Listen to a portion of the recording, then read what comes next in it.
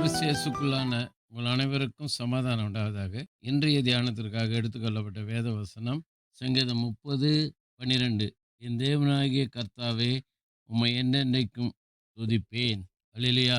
இங்கே சங்கீதக்காரர் சொல்றாரு, என் தேவனாகிய கர்த்தாவே, உம்மை என்றென்றைக்கும் துதிப்பேன்.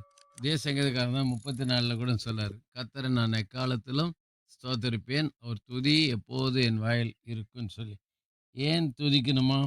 இதே சங்கீதத்துல நெறைய காரியங்களை குறித்து சொல்றார். அதுல முதலாவது காரியம், முதல் வசனம் சங்கீதம் 30:1 சொல்றார், "நீர் என்னை கைத்தூக்கி எடுத்தபடியினால் நான் உம்மை போற்றுவேன்" சொல்றார். பாவ சேற்றில கிடந்த நம்மை கர்த்தர் தூக்கி எடுத்தார். சேற்றில் வீழ்ந்த என்னை அவர் தூக்கி எடுத்தார். நாற்றம் எல்லாம் ஜீவ ரத்தம் கொண்டு மாற்றினார். ஆனந்தம் கொள்ளுவேன், அவரை நான் பாடுவேன். உயிருள்ள நாள் வரையில் அல்லேலூயா ஆனந்தம் கொள்ளுவேன், அவரை நான் பாடுவேன். உயிருள்ள நாள் வரையில் எந்த நாவில் புது பாட்டு எந்த நேசு தருகிறார். அழகா அந்த கவிஞர் பாடலாசிரியர் சொல்றார் பாருங்க, சேற்றில் விழுந்த என்னை அவர் தூக்கி எடுத்தார். பாவ சேற்றில் கிடந்த நம்மை யாருமே தூக்கி எடுக்கல. எப்படி அந்த வாலிபன் எருசலேம்லேருந்து எரிகோவுக்கு போகிற வழியில கள்ளர் கையில் அகப்பட்டு குற்றுயிராய் அடிபட்டு கிடக்கிறான். ஆசாரியன் பார்த்துட்டு போயிட்டான், லேவியனும் பார்த்துட்டு போயிட்டான். ஆனால் நல்ல சமாரியன் சமாரியன் வந்தான். அவனை தூக்கி எடுத்து தன்னுடைய ரதத்தில் சொந்த வாகனத்தில் கொண்டு போய் ஹாஸ்பிட்டலில் அட்மிட் பண்ணி அவனுக்கு 2 காசு கொடுத்து அவனை பராமரிக்கும்படி செய்தார்.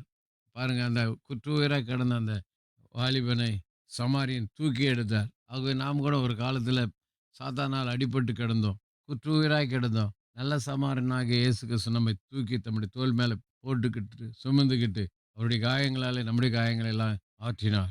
ஆகதான் கர்த்தர் நாம் போற்ற வேண்டும். ஏனென்றால் அவர் நம்மை கை தூக்கி எடுத்தார். அது மாத்திரமில்லை, 3ஆம் வசனத்தில் அவர் நம்மை உயிரோடு காத்தார். 2ஆம் வசனத்தில் அவர் நம்மை குணமாக்கினார். 9ஆம் வசனத்தில் அவர் நமக்கு சகாயராய் இருந்தார்.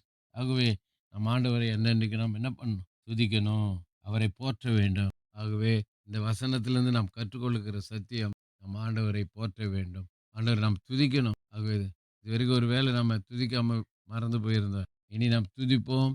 கர்த்தர் நம்மை ஆசீர்வதிப்பார். ஜெபிக்கலாம். நேசிக்கிற நல்ல தகப்பனே, நாளில் கொடுத்த நல்ல வார்த்தைக்கு நன்றி. ஆண்டவரே, நாங்கள் ஏன் துதிக்க வேண்டும் என்று சொல்லி இந்த சங்கத்தில் நாங்கள் பார்த்தோம். ஆகவே நாங்கள் ஒவ்வொரு நாளும் உம்மை துதிக்கிற பிள்ளைகளாய், போற்றுகிற பிள்ளைகளாய் இருக்க உதவி செய்யும். இயேசு நாமத்தில் ஜெபிக்கிறோம் நல்ல பிதா, ஆமென். நம்முடைய கர்த்தரும் இரட்சகருமாகிய இயேசு கிறிஸ்துவின் கிருபையிலும் அவரை அறிகிற அறிவிலும் வளருங்கள். அவருக்கு இப்பொழுதும் என்றென்றைக்கும் மகிமை உண்டாவதாக. நம்முடைய கர்த்தராகிய இயேசு கிறிஸ்துவின் கிருபை உங்கள் அனைவரோடு கூட இருப்பதாக.